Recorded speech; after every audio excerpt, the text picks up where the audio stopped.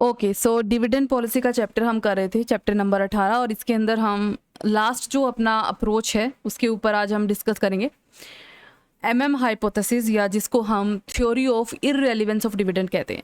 इससे पहले जो हमने दो थ्योरी पढ़ी है, वोल्टर की और गॉर्डन की, दोनों ये कहते हैं कि डिविडेंड पॉलिसी क्या है किसी फर्म की, इसका असर उस फर्म की मार्केट वैल्यू के ऊपर पड़ता है। लेकिन एमएम हाइपोथेसिस या जो एमएम अप्रोच है, या मोडिग्लानी और मिलर, ये जो दो पर्सन है, ये क्या कहते हैं कि डिविडेंड डिसीजन का किसी भी फर्म की मार्केट वैल्यू पे कोई असर नहीं पड़ता।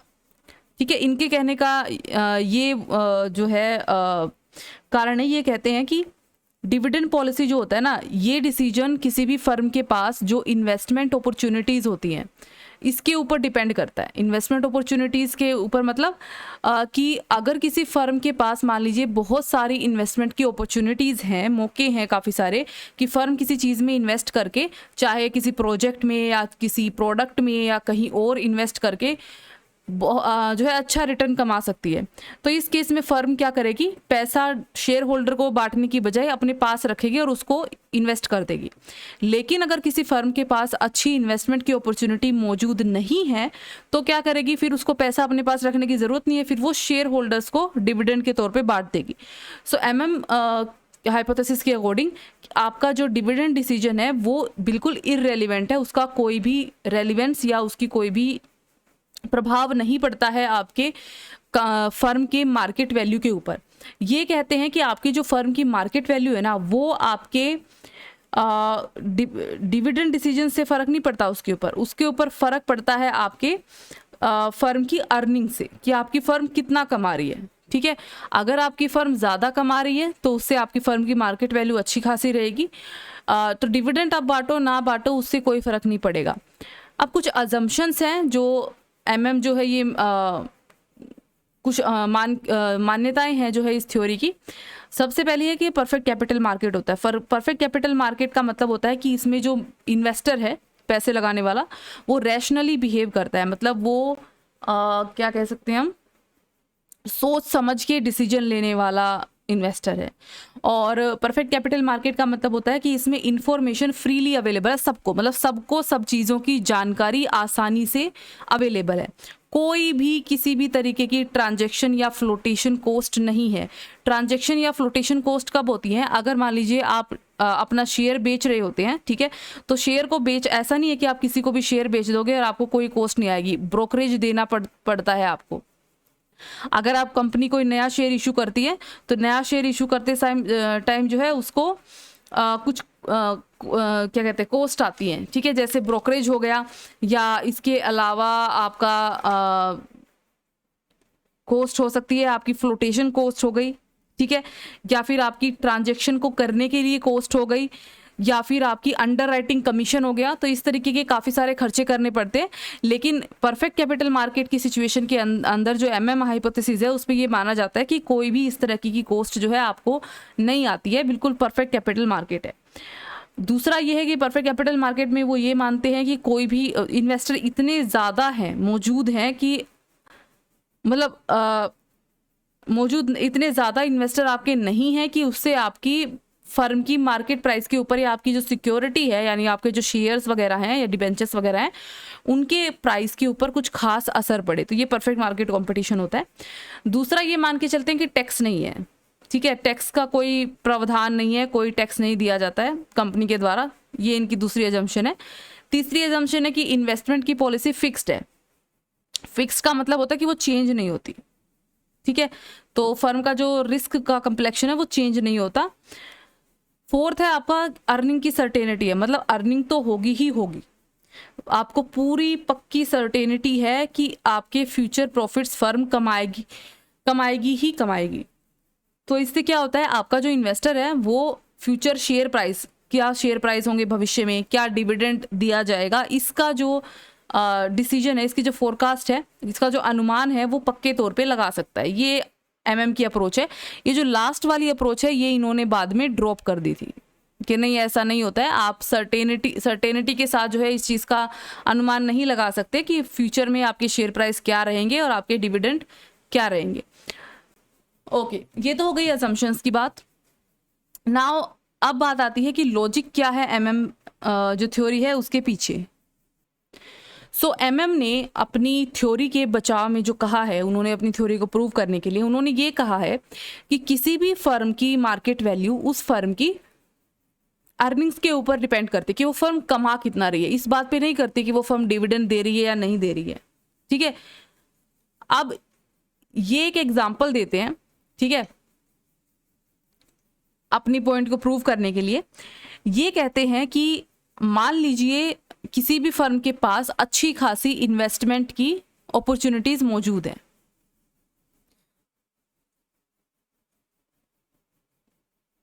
इन्वेस्टमेंट अपॉर्चुनिटीज किसी फर्म के पास काफी सारी हैं। इस सिचुएशन में फर्म दो काम कर सकती है। पहला काम तो वो ये कर सकती है कि वो अपनी जो अर्निंग्स हैं, जो भी उसने कमाया है, उनको रिटेन कर ले। दूसरा काम ये कर सकती है कि वो उन अर्निंग को शेयर होल्डर्स को डिविडेंड के तौर पे बांट दे।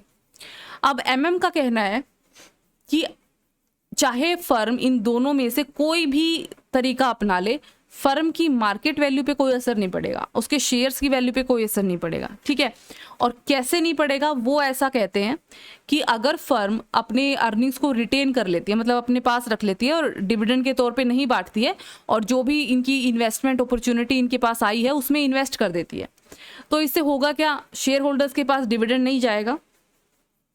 उस केस में फर्म क्योंकि आगे इन्वेस्ट कर रही है, उसके पास अच्छी अपॉर्चुनिटीज है, तो एक तो फर्म वहां से कमाएगी, तो इस फर्म की वैल्यू बढ़ेगी।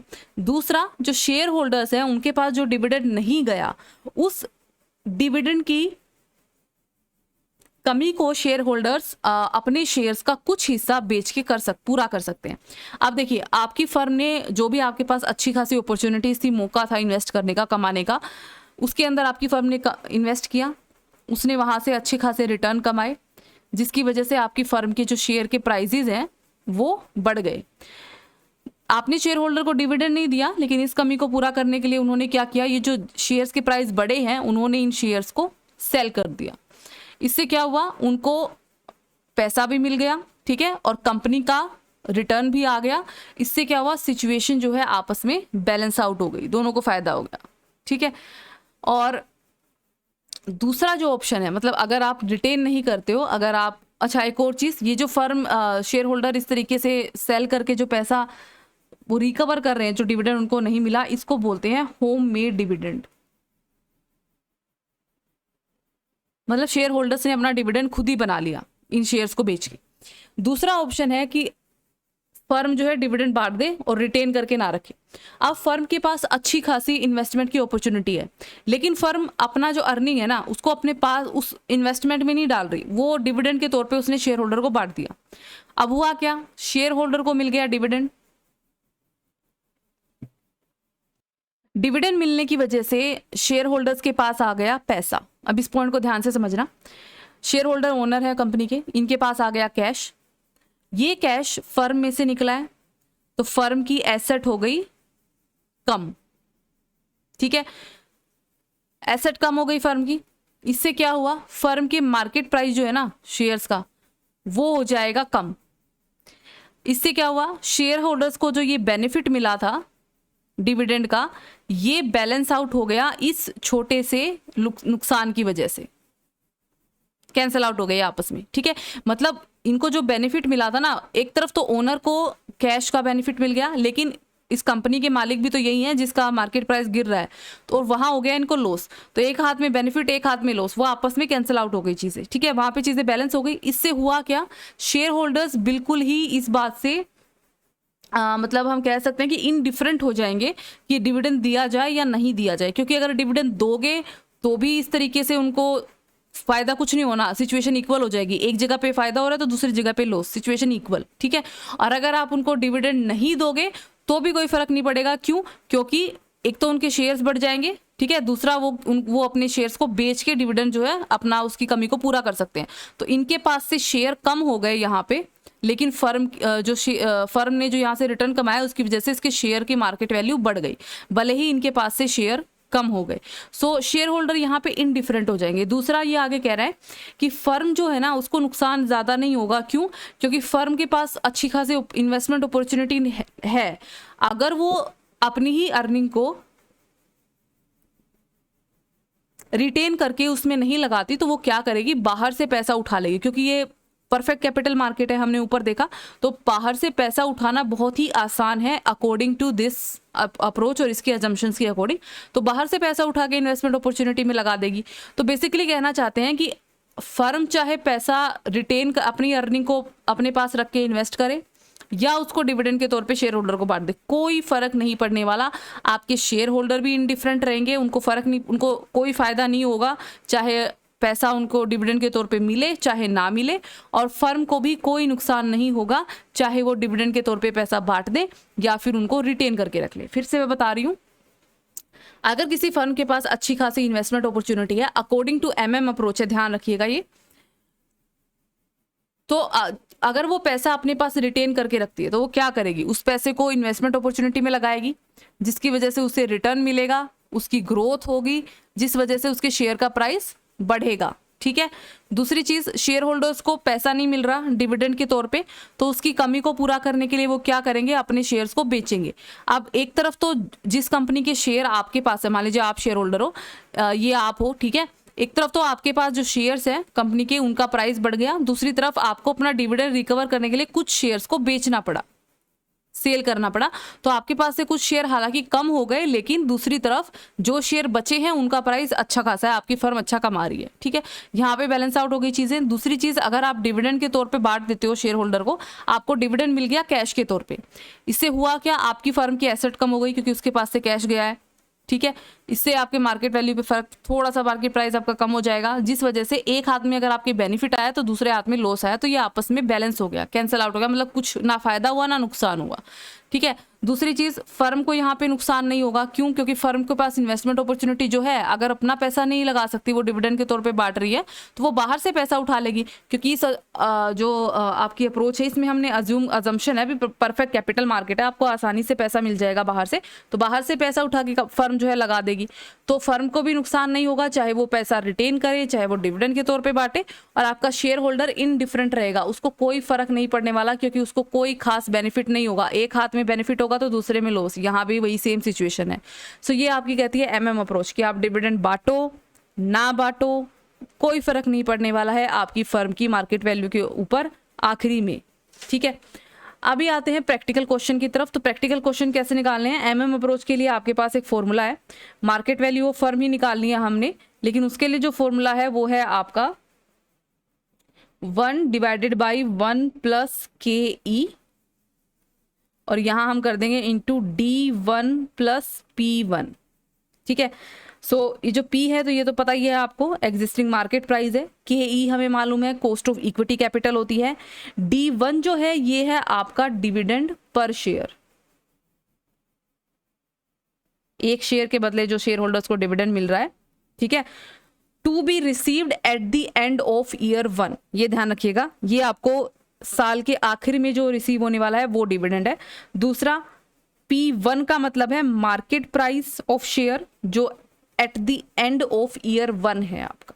ठीक है, तो ये दोनों ही 1 का मतलब है at the end of year 1, तो ये इसका फॉर्मूला है जिसकी मदद से आप क्वेश्चन को सोल्व करोगे। अब आ जाते हैं प्रैक्टिकल क्वेश्चन के ऊपर। तो ध्यान रखिएगा, इस फॉर्मूले से आप जो भी प्रैक्टिकल क्वेश्चन निकालेंगे सबसे प्रूव वही चीज होने वाली है कि आपका डिविडेंड का मार्केट प्राइस पे कोई भी असर नहीं पड़ेगा।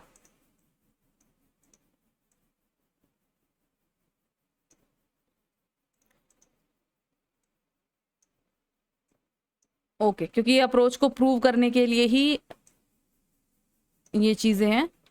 सो 5th इलस्ट्रेशन देख लेते हैं हम।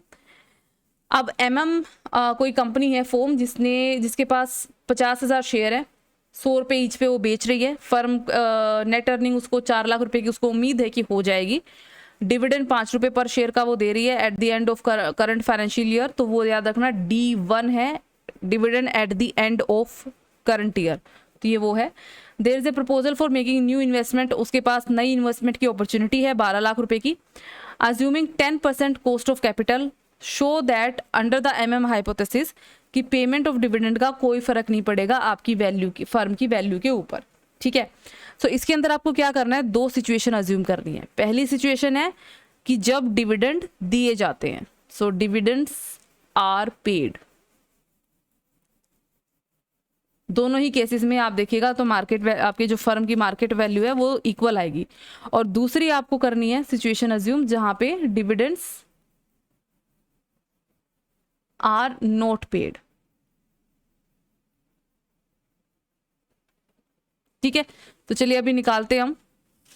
अच्छा, इसका फॉर्मूला तो बिल्कुल सिंपल सा है, पर इसके स्टेप्स थोड़े से ज़्यादा हैं क्योंकि आपको ये चीज़ें सारी कैलकुलेट करनी पड़ती हैं।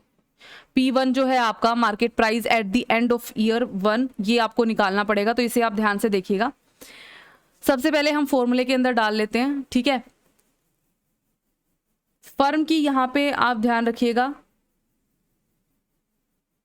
शेयर जो सेल किए जा रहे हैं करंटली वो 100 रुपये पे सेल किए जा रहे हैं। करंटली पे गौर कीजिएगा, मतलब करंट मार्केट प्राइस जो है फर्म के शेयर का वो 100 रुपये है। तो यहाँ पे जो हमारा ये पीओ जो हम निकाल रहे हैं इस फॉर्मूले की मदद से, ये ऑलरेडी आपको गिवन है, market price of share of the firm.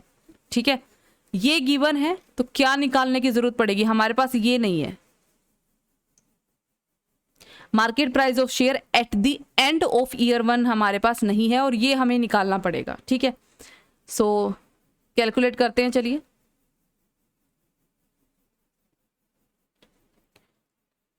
तो हमारा फॉर्मूला क्या है, P0, जीरो का मतलब है करंट जो ईयर है उसके अंदर। ठीक है, करंटली जो इस वक्त मार्केट प्राइस क्या है, 1 divided by 1 plus KE into D1 का है at the end of current year, and में, प्लस E1 अर्निंग पर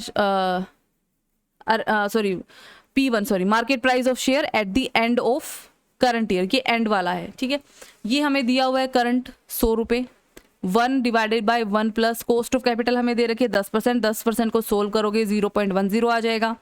D1 भी दिया हुआ है हमें 5 रुपये का, प्लस P1 ये निकालना है हमें। ठीक है, इसको सोल्व कर लेंगे हम।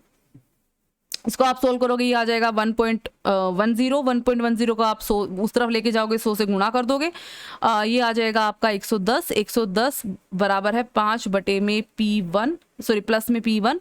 ठीक है, इसको आप सोल्व करोगे, 5 को उस तरफ लेके जाओगे तो ये आ जाएगा P1 इज इक्वल टू 105, यानी आपके फर्म में market price of share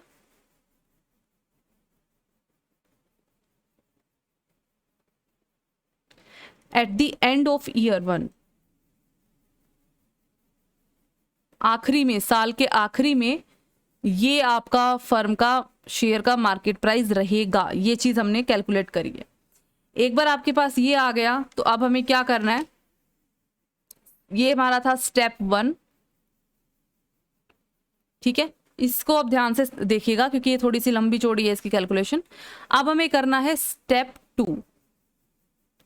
step 2 में क्या करना है, अब हमें ये देखना है, अब हमारे देखिए अप्रोच क्या है, अप्रोच है जब डिविडेंड्स दिए जाते हैं, और ऊपर मैंने क्या बताया था आपको, अगर आप डिविडेंड दे रहे हो तो फर्म को क्या करना पड़ेगा, इन्वेस्टमेंट अपॉर्चुनिटी तो है उसके पास, तो उसको बाहर से पैसा अरेंज करना पड़ेगा। तो अब हमने डिविडेंड तो बांटना है, तो अब हमें क्या निकालना पड़ेगा कि अगर आपको बाहर से पैसा अरेंज करना हो नए शेयर इशू करके इस इन्वेस्टमेंट अपॉर्चुनिटीज के लिए, ठीक है, तो कितना पैसा आपको अरेंज करना पड़ेगा। ठीक है, ये चीज हम निकालेंगे। सो अभी हम देखेंगे फंड्स टू बी रेज्ड, क्योंकि जितनी आप रिटेन अर्निंग कर सकते थे, जितना आपने डिविडेंड बांटा, उसी के बराबर आपको पैसा बाहर से उठाना पड़ेगा। वो निकालना है कितना उठाना पड़ेगा।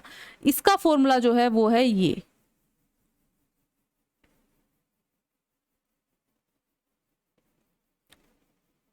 Minus E minus N capital D1। ठीक है, सो इसमें क्या होगा, ये चेंज के लिए होता है ये वाला सिंबल। ये NP1 का मतलब है amount to be raised from issue of new shares, मतलब नए शेयर इशू करके आप कितनी अमाउंट को अरेंज कर सकते हो, क्योंकि फर्म को पैसा तो लेके आना पड़ेगा इन्वेस्टमेंट अपॉर्चुनिटी के लिए। कैसे लाएगी, वो शेयर इशू कर रही है। ठीक है, ये हमें निकालना है कितना, इज इक्वल टू I का मतलब होता है total amount required for investment, ये है आपकी इन्वेस्टमेंट की वैल्यू। इन कैलकुलेशंस को ध्यान से देखिएगा, इन्वेस्टमेंट्स की वैल्यू। ठीक है, E का मतलब है आपका earning of the firm during the year, साल के दौरान कितना कमा रही है आपकी फर्म।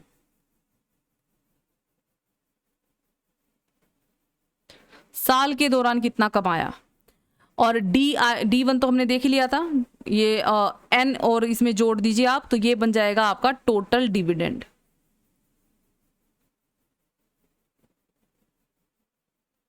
ठीक है। सो बेसिकली हमें क्या देखना है यहाँ पे कि आपकी फर्म को इन्वेस्टमेंट वैल्यू जितनी चाहिए, जितना आपको इन्वेस्ट करना है, ठीक है, इसमें से, अच्छा इसको मैं ना सोल्व करके बताती हूँ आपका इसका मतलब क्या है। I minus E minus ND1 का क्या मतलब है, सबसे पहले इसके ऊपर बात करते हैं। अर्निंग आपकी फर्म ने जितनी कमाई उसमें से जितना डिविडेंड उसने पे कर दिया, ठीक है। बचा हुआ पैसा आपके पास है, जैसे मान लीजिए मैं आपको एक एग्जांपल देती हूँ, आपकी फर्म ने टोटल 1 लाख रुपए की कमाई की, इसको ध्यान से समझिएगा, ठीक है, जिसमें से आपने 40,000 रुपए डिविडेंड के तौर पे बांट दिए टोटल, ठीक है। तो यानी 1 लाख माइनस 40,000, आपके पास पैसे कितने बच गए, फर्म के पास 1 लाख आपने कमाए, उसमें से 40,000 आपने डिविडेंड के तौर पे बांट दिए, तो आपके पास कितने पैसे बच गए, फर्म के पास बच गए 60,000, सॉरी, ठीक है, फर्म के पास बच गए 60,000। ध्यान से देखना, अब हम निकाल क्या रहे हैं, कितना नया पैसा आपको मार्केट से उठाना है, मतलब नए शेयर इशू करके कितने पैसे आपको उठाने की जरूरत है। ये है आपकी इन्वेस्टमेंट की वैल्यू। मेरे पास एक इन्वेस्टमेंट की अपॉर्चुनिटी है जिसके अंदर मुझे 1,20,000 रुपए इन्वेस्ट करने पड़ेंगे, इसमें से 60,000 रुपए तो पहले से ही मेरे पास है इन्वेस्ट करने के लिए, तो मुझे नए शेयर इशू करके कितने पैसे अरेंज करने पड़ेंगे, 1,20,000 माइनस 60,000, 60,000। ये है आपके इस फॉर्मूले का मतलब। सो बेसिकली हम ये देख रहे हैं कि जो हमारे पास फर्म की जो कमाई है, उस कमाई में से डिविडेंड देने के बाद जो पैसा बच गया वो तो हमारे पास इन्वेस्ट करने के लिए है ही है। इसके अलावा भी जो हमारे पास अपॉर्चुनिटी है उसमें जितना पैसा टोटल लगना है, ठीक है, इसके अलावा इस इन्वेस्टमेंट को करने के लिए हमें कितना पैसा नए शेयर इशू करके उठाना पड़ेगा। सो ये है इस फॉर्मूले का मतलब। अब देखो ये जो अपना इलस्ट्रेशन जो अब हम कर रहे हैं इसमें हम देखते हैं कि इससे कैसे निकलेगा। सो इन्वेस्टमेंट अपॉर्चुनिटी जो है हमारे पास, उसमें हमें 12 लाख रुपए लगाने हैं टोटल, ठीक है, ओके 12 लाख हमने यहाँ लिख दिए, माइनस अर्निंग जो है हमारी फर्म की, करंट अर्निंग जो है, नेट अर्निंग, वो है 4 लाख रुपए की, भी 4 लाख रुपए आप कमा लोगे, ठीक है, 4 लाख हमने यहाँ लिख दिए। उसके बाद टोटल डिविडेंड जो आपने पे कराया, कितना पे कराया आपने, 5 रुपए पर शेयर के हिसाब से आप डिविडेंड पे करते हो, और शेयर्स कितने हैं 50,000, मतलब 5×5 = 2,50,000 रुपए का आप डिविडेंड पे कर रहे हो, 2.5 लाख।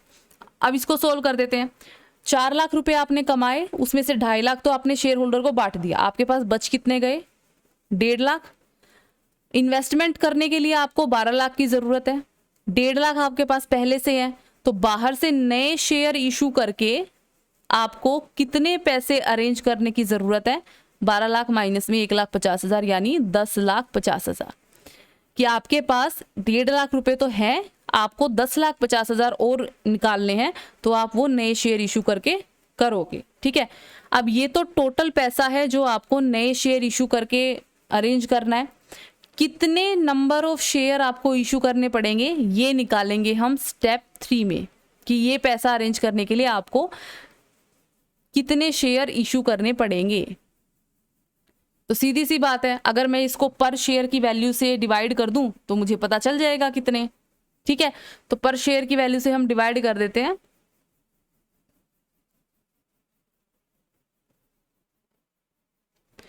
टोटल अमाउंट तो हमें मालूम है 10,50,000 रुपए हमें अरेंज करनी है, पर शेयर की वैल्यू कितनी है।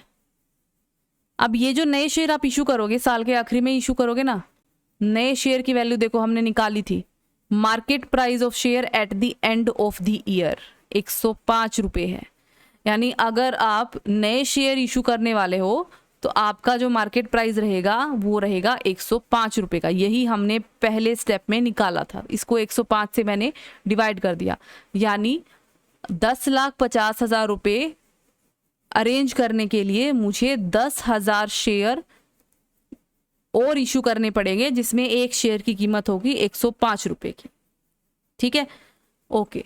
सो डिविडेंड बांट दिया हमने इन्वेस्टमेंट अपॉर्चुनिटी के लिए जितने पैसे थे उसके अलावा जितने की ज़रूरत थी वो हमने नए शेयर इशू करके अब अरेंज करने हैं। ठीक है, अब ये जो हमने करा है इसका वैल्यू ऑफ फर्म पे क्या फ़र्क पड़ेगा वो निकलेगा स्टेप 4 में।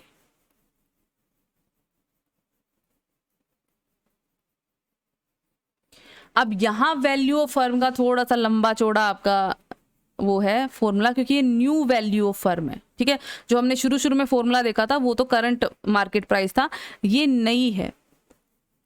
इज इक्वल टू, अब हम कर देंगे जो जो हमने निकाला है ना वो सब हम इसके अंदर ऐड कर देंगे। ये न्यू के लिए है, आपके न्यू जो आपने शेयर इशू करे हैं, यहाँ हम डालेंगे P1 minus I plus E divided by 1 plus K ई, ये आपका नया फॉर्मूला है। ठीक है, तो एन जो था हमारा, मतलब जो आपके इनिशियल नंबर ऑफ शेयर जो थे वो थे 50,000, प्लस ये जो सिंबल है ये एडिशनल के लिए है या न्यू के लिए है। तो जो न्यू शेयर्स आपने इशू करने हैं एडिशनल शेयर, वो हमने ऊपर निकाल ही लिया। 10,000 रुपये इशू कर रहे हो आप, सॉरी 10,000 शेयर। ठीक है, 10,000 शेयर इशू कर रहे हो। P1 हमने निकाला था 105 रुपये है, माइनस इन्वेस्टमेंट की वैल्यू अपनी थी 12 लाख रुपए की, प्लस अर्निंग जो हम कमा रहे हैं 4 लाख रुपए की थी, डिवाइडेड बाई 1 प्लस 0.10। ये ऐसे निकलेगी आपकी फर्म की मार्केट वैल्यू।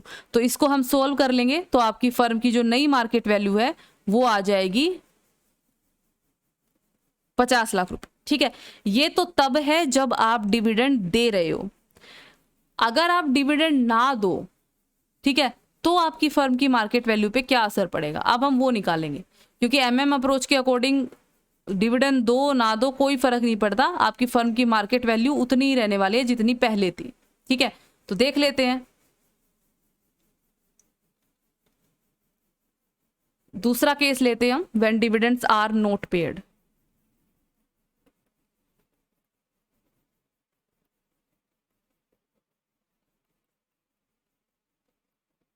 ठीक है, वही करना है हमें, स्टेप सारे वही रहेंगे आपके। स्टेप 1 क्या है, प्राइस पर शेयर निकालना है सबसे पहले eight the end of the year. ठीक है, P1 निकालना है हमने, तो P0 जो हमारा करंट मार्केट प्राइस है is equal to 1 divided by 1 plus K E D1 यानी dividend at the end of year 1, और P1 market price at the end of year 1, ये हमें निकालना है। P0 हमें मालूम ही है, क्वेश्चन में दे रखा है 100 रुपये का है, तो 1 डिवाइडेड बाई 1 प्लस 0.10। अब सिचुएशन है हम डिविडेंड नहीं दे रहे हैं। आप डिविडेंड नहीं दे रहे हो तो ये जो डिविडेंड की वैल्यू है ये हो जाएगी 0, क्योंकि आप डिविडेंड दे ही नहीं रहे हो, प्लस P1। ठीक है, इसको हम कर लेंगे सोल्व। तो ये कैसे आ जाएगा, ये तो 0 है ही। ठीक है, प्लस में 0 है तो ये P1 ही बच गया, इसको 1 से मल्टीप्लाई करोगे तो P1 ही आएगा। तो 100 is equal to P1 divided by 1.10। 1.10 और 100 को आप मल्टीप्लाई कर दो क्रॉस मल्टीप्लिकेशन में, सो P1 यानी market price at the end of year 1 आ गया आपका 110 रुपये। ये आपका नया मार्केट प्राइस ऑफ शेयर है। अगर आपको एडिशनल शेयर इशू करने पड़ेंगे तो आपको अब आप इस प्राइस के ऊपर इशू करोगे उन शेयर्स को। ठीक है, अब देख लेते हैं स्टेप 2। स्टेप 2 में हमें क्या निकालना है, आपको कितना पैसा अरेंज करना पड़ेगा नए शेयर इशू करके। ठीक है, सो कैसे निकालते हैं, एडिशनल शेयर जो आपको निकालने हैं नए मार्केट प्राइस के अकॉर्डिंग, P1 है ये, इन्वेस्टमेंट जितनी चाहिए माइनस अर्निंग में से जितना पैसा आपका ऑलरेडी आपके पास अवेलेबल है। ठीक है, सो ये तो वही 12 लाख है, माइनस अर्निंग आपकी कितनी थी 4 लाख रुपए की। डिविडेंड आप कुछ दे नहीं रहे, डिविडेंड तो हम दे ही नहीं रहे सेकंड ऑप्शन में, तो यानी टोटल डिविडेंड पेड हो गया 0। यानी आपको अगर अब पैसा अरेंज करना है नए शेयर इशू करके, तो आपको कितना पैसा अरेंज करना पड़ेगा? सिर्फ 8 लाख रुपए। तो जब आप डिविडेंड दे रहे थे, सीधी सी बात, अगर आप डिविडेंड दे रहे हो तो आपकी फर्म को इन्वेस्ट करने के लिए ज़्यादा पैसा नए शेयर इशू करके उठाना पड़ेगा, क्योंकि आपने डिविडेंड बांट दिया। अब आप डिविडेंड दे नहीं रहे हो, सारी की सारी अर्निंग आप अपने पास रख रहे हो, पूरे के पूरे 4 लाख। तो अब आपको अगर 12 लाख की इन्वेस्टमेंट की जो वैल्यू है उसमें इन्वेस्ट करना है, तो आपको बाहर से सिर्फ 8 लाख रुपए ही उठाने पड़ेंगे। अब 8 लाख रुपए उठाने हैं तो कितने नंबर ऑफ शेयर आपको इशू करने पड़ेंगे? एडिशनल जो नंबर ऑफ शेयर है, जिसको हम डेल्टा एन से, डेल्टा एन से रिप्रेजेंट करते हैं, ये है आपका जितना टोटल पैसा आपको उठाना है डिवाइडेड बाय में जो भी आपका नया मार्केट प्राइस है। ठीक है, तो अब आपको जो नए शेयर इशू करने पड़ेंगे वो करने पड़ेंगे 7,273 शेयर्स। लास्ट बच गया आपका स्टेप 4, जिसमें हम देखेंगे कि मार्केट, अगर ये सिचुएशन होगी तो क्या मार्केट वैल्यू बनेगी आपकी फर्म की। सो NP0 इज इक्वल टू, वही फॉर्मूला हमारा, N plus delta N P1 minus investment plus earning divided by 1 plus KE निकाल देंगे। N हमारे इनिशियल शेयर थे 50,000। ठीक है, अब ये जो नए शेयर आए हैं हमारे 8 लाख बटे में 101 मिनट रुक जाओ, ये जब आप करोगे तो आपका एग्जैक्टली 7273 नहीं आएगा, ये आपका आएगा 7272.7 समथिंग। ठीक है, अब शेयर जो होता है वो एक होता है, शेयर कभी भी पॉइंट में नहीं होता, एक शेयर होता है, वो एक ही होता है पूरा। ठीक है, अगर पेन है तो वो एक पेन है, आधा पेन जैसा कुछ नहीं होता, आधे पेन से आप कुछ नहीं कर सकते। ठीक है, तो शेयर भी एक होता है, इसीलिए ये पॉइंट जो है ना, ये यहाँ तो हमने शो कर दिया कि तकरीबन इतने नए शेयर आपको इशू करने पड़ेंगे, लेकिन ये चीज़ यहाँ नहीं चल सकती, क्योंकि पॉइंट में आप नहीं ले सकते, 7.7 का कोई मतलब नहीं होता है। तो इसको ठीक करने का क्या तरीका है, ये चीज़ यहाँ लिखने की बजाय पॉइंट वाली, आप पूरा ये अमाउंट उठा के यहाँ लिख दो। ठीक है, तो प्लस जो चीज़ हमने सोल्व करी थी वही चीज़ ये है, डेल्टा एन ही लिखना है। तो डेल्टा एन कितना है, 8 लाख डिवाइडेड बाई 110। ठीक है, और मल्टीप्लाइड बाय 110, P1 110 ही है, माइनस इन्वेस्टमेंट वही 12 लाख प्लस 4 लाख की आपकी अर्निंग, और डिवाइडेड बाई 1 प्लस 0.10। ठीक है, इसको आप सोल्व करोगे तो 110 आपका एलसीएम आ जाएगा। ठीक है, और ये हो जाएगा 55,000 और ये हो जाएगा आपका 8 लाख। इसको आप 110 से सब मल्टीप्लाई करके आप निकाल लेना आराम से। ठीक है, तो 55 लाख में से 8 लाख ऐड कर दोगे, माइनस 12 लाख और प्लस 4 लाख। ठीक है, डिवाइडेड बाय में 1.10, ये आपका टोटल आ जाएगा 50 लाख रुपए।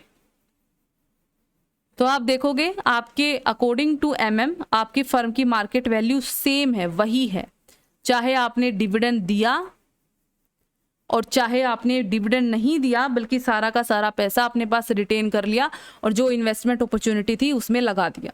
ठीक है, तो आपकी फर्म की वैल्यू के ऊपर कोई भी असर नहीं पड़ रहा है। इसमें आपको सिर्फ स्टेप याद रखने हैं कि आपको क्या निकालना है। सबसे पहले आपको जब नए एडिशनल शेयर इशू करने होंगे तो आप बाद में करोगे, तो उस टाइम पे क्या मार्केट प्राइस रहेगा वो निकालोगे। फिर आप निकालोगे कि आपको कितने पैसे की, और पैसे की कितनी ज़रूरत है। कुछ तो हमारे पास पहले से ही है, डिविडेंड बांट दोगे तो भी कुछ ना कुछ बचेगा हमारे पास, सारा डिविडेंड नहीं बचता है कभी भी। ठीक है, तो कितने पैसे की और ज़रूरत पड़ेगी जो हमें बाहर से उठाना पड़ेगा शेयर इशू करके। तीसरा स्टेप है, अब ये जो पैसा आप उठाओगे तो इसके लिए कितने शेयर आपको इशू करने पड़ेंगे, तो वो कैसे निकालोगे, टोटल अमाउंट डिवाइडेड बाय में पर शेयर की अमाउंट, ये निकल गया। उसके बाद हमें निकालना है नई मार्केट वैल्यू। बस ये 4 स्टेप हैं आपके, इनके सब बस आपको फॉर्मूले याद करने पड़ेंगे। सो इस तरीके से आपने देखा कि अकॉर्डिंग टू अप्रोच कोई भी फर्क नहीं पड़ता है, चाहे आप डिविडेंड दो चाहे ना दो, आपकी फर्म की मार्केट वैल्यू सेम रहती है। अब हम इस टॉपिक का लास्ट इलस्ट्रेशन देख लेते हैं, आपका इलस्ट्रेशन नंबर 6। इसमें क्या कह रहा है, ओके, सो इलस्ट्रेशन नंबर 6 में कह रहा है कि आपने 50,000 इक्विटी शेयर इशू करे हैं, तो हमारा एन जो है वो है 50,000, 10 रुपये ईच का है। ठीक है, ये आपका जो इनिशियल का मार्केट प्राइस है ये वो है आपका, यानी आपका जो PO है वो है 10 रुपये। करंटली एट पार मार्केट, ठीक है। The company now intends to pay dividend of 2 per share, तो डिविडेंड जो ये देगी वो 2 पर शेयर के हिसाब से देगी। इंटेंट का मतलब है देने वाली है, तो एट करंट फाइनेंशियल ईयर में, ठीक है। Belongs to a risk class, ठीक है।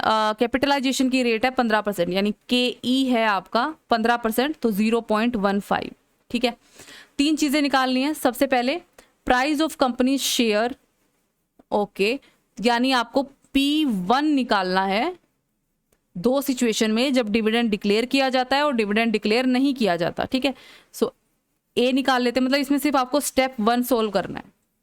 P1 आपका सिर्फ स्टेप 1 में निकलता है। इसका फॉर्मूला होता है P0 is equal to 1 divided by 1 plus KE into D1 plus P1। ये निकालना है आपको।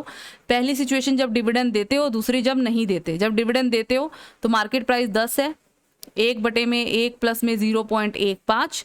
डिविडेंड आप देते हो 2 रुपये का देने वाले हो, प्लस P1 ये निकालना है हमें। सोल्व कर लेंगे। 1.15 इसको 10 से गुणा कर दो, ठीक है। 10 से गुणा कर दोगे ये 11.5 आ जाएगा, बराबर है 2 यहाँ पे प्लस में है, वहां जाके माइनस में हो जाएगा, तो P1 आ जाएगा आपका 9.5 रुपीज। नया आपका मार्केट प्राइस ऑफ शेयर 9 रुपये, 9.5 रुपये। अगर आप डिविडेंड नहीं देते तो यहाँ पे बस डिविडेंड हट जाएगा, प्लस 0.15 इंटू डिविडेंड आप दे नहीं रहे तो 0 प्लस P1, ठीक है। तो वही 1.15 इस तरफ चला जाएगा, ये हो जाएगा आपका 11.5, और दूसरी साइड है आपका P, तो यानी P1 की वैल्यू हो जाएगी 11.5 रुपये, ठीक है। तो पहले 2 केस हो गए आपके सोल्व। उसके बाद ये आपको कह रहा है तीसरे में आपको नंबर ऑफ नए इक्विटी शेयर निकालने हैं अगर कंपनी की इन्वेस्टमेंट की वैल्यू 4 लाख है और नेट इनकम यानी अर्निंग जो है वो 1.2 लाख है, ठीक है। ओके, और याद रहे आप जो है डिविडेंड दे रहे हो, लिखा हुआ है डिविडेंड इज पेड, डिविडेंड आप पे कर रहे हो, ठीक है, इसी सिचुएशन में। ओके, निकाल लेते हैं। सो सी पार्ट में हमें क्या निकालना है, नए नंबर ऑफ शेयर, आपको नए अमाउंट कितना चाहिए और नए नंबर ऑफ शेयर कितने चाहिए। तो एक तो हमें ये निकालना है, यानी नई अमाउंट आपको कितनी चाहिए, I माइनस में E माइनस ND1 आप डिविडेंड पे कर रहे हो, ठीक है। इन्वेस्टमेंट बोली है उसने 4 लाख की, 4 लाख लिख दिए, माइनस अर्निंग उसने बोली है 1,20,000, 1,20,000 लिख दी। डिविडेंड कितना दे रहे हैं हम, टोटल 50,000 इक्विटी शेयर हमने इशू कर रखे हैं, 2 रुपये पर शेयर के हिसाब से डिविडेंड है। 50,000 गुणा में 2, 1 लाख, ठीक है। डिविडेंड आप दे रहे हो 1 लाख, यानी आपको 20,000 रुपये आपके पास पहले से हैं, 4 लाख रुपए टोटल चाहिए, यानी 380 आपको बाहर से नए शेयर इशू करके उठाने पड़ेंगे, ठीक है। कितने नंबर ऑफ शेयर, तो न्यू नंबर ऑफ शेयर आप देख लोगे एडिशनल 3,80,000 डिवाइडेड बाय नया मार्केट प्राइस कितना है। जब आप डिविडेंड पे कर रहे हो तो आपका मार्केट प्राइस है 9.5 रुपये का, तो इसको हम 9.5 से ही डिवाइड करेंगे, क्योंकि दूसरे वाला तो तब है जब आप डिविडेंड पे नहीं कर रहे हो, और हम वो सिचुएशन लेके चल रहे हैं जब आप डिविडेंड पे कर रहे हो।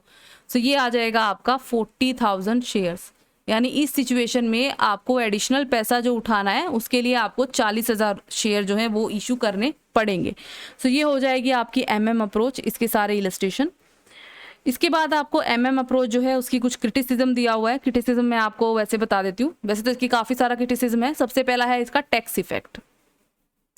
देखिए, आपकी MM अप्रोच में ये माना गया है कि कोई टैक्स नहीं पे किया जाता, ठीक है। अब इसमें मैं आपको 2 चीज़ें बताऊंगी। पहली बात तो ये अजम्पशन गलत है, क्योंकि टैक्स देना पड़ता है। दूसरी चीज़, आपकी बुक में जो दिया हुआ है उसमें ये लिखा होता है कि कंपनी को टैक्स देना पड़ता है, पर अब जो है रूल बदल गए हैं। नए रूल के अकॉर्डिंग शेयर होल्डर को टैक्स देना पड़ता है, जो भी डिविडेंड उसको मिलता है, ठीक है। पहले क्या होता था, कंपनी शेयर होल्डर को जो भी डिविडेंड देती थी उस पर कंपनी टैक्स पे करती थी, डिविडेंड के पास वो टैक्स फ्री आता था डिविडेंड। अब रूल बदल गया है। अब क्या होता है, कंपनी जो है वो डिविडेंड दे देती है शेयर होल्डर को, और उस dividend pay share holder tax पे करता है, यानी टैक्स तो पे किया जाता है, पर आपकी बुक में लिखा है कि कंपनी पे करती है, लेकिन आप लिखोगे कि शेयर होल्डर। तो ये जो नो टैक्स इफेक्ट वाली जो इसकी कंडीशन है वो अभी भी गलत है। तो पहला क्रिटिसिज्म तो ये है।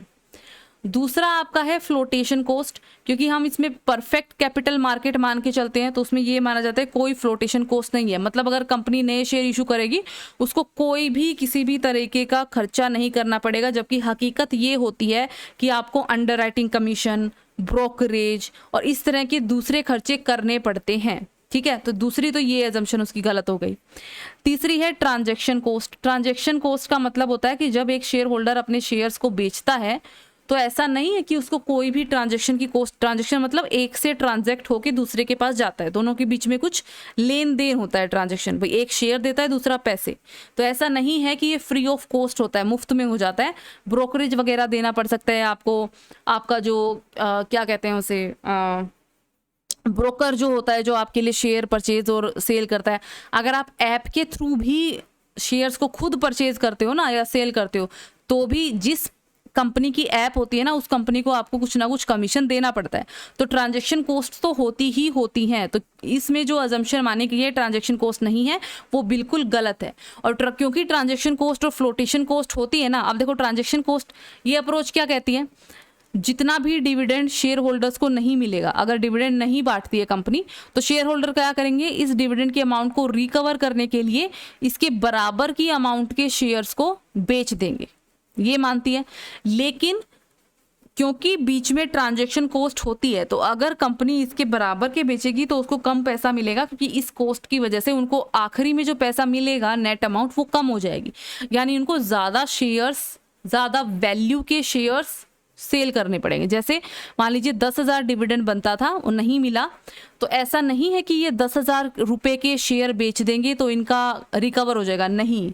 10,000 रुपये के शेयर बेचेंगे तो इसमें से मान लो 500 आपका ब्रोकरेज का कट गया, तो आपके पास आए कितने, 9500 ही तो आए, हुआ रिकवर, नहीं हुआ। आपको 10,500 रुपये के, यानी इससे भी ज़्यादा रुपए के शेयर्स को बेचना पड़ेगा। सो इसीलिए ये जो कहा गया है ना कि डिविडेंड दो या ना दो, शेयर होल्डर्स पे फ़र्क नहीं पड़ता, उन पे फ़र्क पड़ता है, वो इस चीज़ को प्रेफर करते हैं कि उनको डिविडेंड दिया जाए। चौथा जो इसका क्रिटिसिज्म है वो ये कहता है कि इंस्टीट्यूशंस की रिस्ट्रिक्शन होती है बहुत सारी। जो इंस्टीट्यूशंस, जैसे हमने इसमें माना है ना कि आप आराम से पैसा अरेंज कर सकते हो, नए शेयर इशू कर दो, कंपनी आराम से पैसा अरेंज कर सकती है, ऐसा कुछ नहीं होता। जो इंस्टीट्यूशन आपको पैसे देंगे, जो आपके शेयर वगैरह लेते हैं, उनकी बहुत सी शर्तें होती हैं।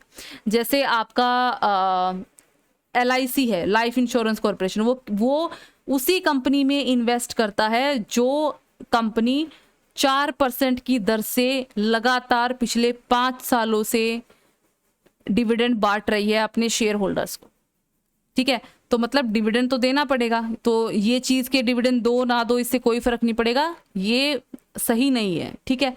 देन 5वीं है near and distant dividend. Near dividend का मतलब होता है आपको डिविडेंड मिल गया, इस साल का डिविडेंड आपको रिसीव हो गया, ये है नियर डिविडेंड। डिस्टेंट डिविडेंड वो सिचुएशन होती है कंपनी क्या करेगी, डिविडेंड नहीं देगी, पैसा रिटेन करेगी, वो पैसा रिटेन करेगी, तो इस साल शेयर होल्डर्स को कोई डिविडेंड नहीं मिला, पैसा रख लिया, उस पैसे को उसने इन्वेस्ट करा, पैसा इन्वेस्ट करके उसने रिटर्न कमाए, जिसकी वजह से कंपनी की वैल्यू बढ़ गई, ठीक है, शेयर्स की वैल्यू बढ़ गई। तो अब ये रिटर्न कमाने के बाद मान लीजिए फिर जो कंपनी उनको शेयर होल्डर्स को जो डिविडेंड देगी, मान लो अगले साल या 2 साल बाद या 3 साल बाद, जब भी वो बढ़ा हुआ डिविडेंड होगा, ठीक है। दूसरी बात, शेयर्स की वैल्यू बढ़ गई होगी, तो ये शेयर होल्डर शेयर, बढ़ी हुई शेयर की वैल्यू की जो शेयर्स हैं उनको बेच के ज़्यादा पैसा कमा सकते हैं, ये डिस्टेंट डिविडेंड है, मतलब दूर का डिविडेंड। तो अकॉर्डिंग टू कोई फ़र्क नहीं पड़ता शेयर होल्डर को, ठीक है। नियर डिविडेंड हो मतलब अभी हाथ में आ जाए, ये 3 साल बाद आए, उनको फ़र्क नहीं पड़ता, बट एक्चुअल में पड़ता है। कोई भी शेयर होल्डर नियर डिविडेंड को प्रेफर करता है। गॉर्डन ने भी यही कहा है, गॉर्डन ने भी यही कहा था, वो था ना कि a bird in the hand is better than 2 birds in the bush, ठीक है। सो नियर का जो डिविडेंड है वो ही प्रेफर करते हैं आपके शेयर होल्डर कि अभी मिल जाए, उनको सर्टेनिटी चाहिए, ठीक है। Then informational utility of dividend है आपकी इसके अंदर। इंफॉर्मेशनल यूटिलिटी का क्या मतलब है, अगर कोई कंपनी मान लीजिए अभी तक 3 रुपये की दर से डिविडेंड दे रही थी, अब उसने अपना डिविडेंड बढ़ा के 4 रुपये कर दिया, इसका क्या मतलब है, कंपनी डिविडेंड किस में से देती है, अपनी अर्निंग में से, अपने प्रॉफिट्स में से, ठीक है। अगर कंपनी डिविडेंड बढ़ा रही है तो इसका मतलब वो ये दर्शाने की कोशिश कर रही है कि उसको प्रॉफिट भी होने वाले हैं, प्रॉफिट बढ़ने वाले हैं। प्रॉफिट कब बढ़ेंगे, जब कंपनी ग्रो करेगी, कंपनी ग्रो करेगी तो उसकी मार्केट वैल्यू बढ़ेगी, तो इसका मतलब है जब डिविडेंड देते हो ना आप, तो उसका एक क्या कहते हैं, एक मैसेज जाता है सबके अंदर कि ये कंपनी जो है ये ग्रो कर रही है। तो ये इसलिए डिविडेंड डिसीजन ज़रूरी होते हैं फर्म की वैल्यू के लिए। अब जितना अच्छा मैसेज जाएगा, लोगों को लगेगा कि ये कंपनी और प्रॉफिट कमाने वाली है, तो क्या होगा, आपकी कंपनी के शेयर्स की वैल्यू अपने आप बढ़ जाएगी। ठीक है, देन ओके, लास्ट वाला आपका वही है लोअर प्राइसेस वाला। आप एकदम से अगर शेयर होल्डर शेयर बेचते हैं उनको कम प्राइस पे ही बेचे जाएंगे, वो ज़्यादा पे कोई नहीं खरीदेगा। सो ये लास्ट का ये पॉइंट है। तो बेसिकली एमएम हालांकि ये कहते हैं कि बहुत सारी अजम्पशंस को मानते हुए कि कोई फ़र्क नहीं पड़ता डिविडेंड डिसीजन का कंपनी की वैल्यू के ऊपर, बट बहुत सारे क्रिटिसिज्म है इसके, जिसके अकॉर्डिंग ये है कि नहीं, फ़र्क पड़ता है आप अगर डिविडेंड देते हो या नहीं देते हो, इस बात का आपकी फर्म की मार्केट वैल्यू के ऊपर। तो ये चैप्टर तो हो गया अपना कंप्लीट। लास्ट में एक मिसलेनियस इलस्ट्रेशन है, ये आराम से आप कर सकते हो। ठीक है, डिविडेंड पॉलिसी हो गई कंप्लीट अपनी। इसके बाद हम करेंगे जो वर्किंग कैपिटल वाला, शॉर्ट टर्म फाइनेंसिंग वाले जो अपनी यूनिट है वो, इसके आप इलस्ट्रेशन एंड प्रैक्टिकल कर लीजिएगा। और कहीं भी अगर आपको प्रॉब्लम हो, कोई पॉइंट समझ में ना आए, कहीं भी आप अटको, तो आप मुझसे पूछ लीजिएगा। सो हम मिलेंगे नेक्स्ट लेक्चर में।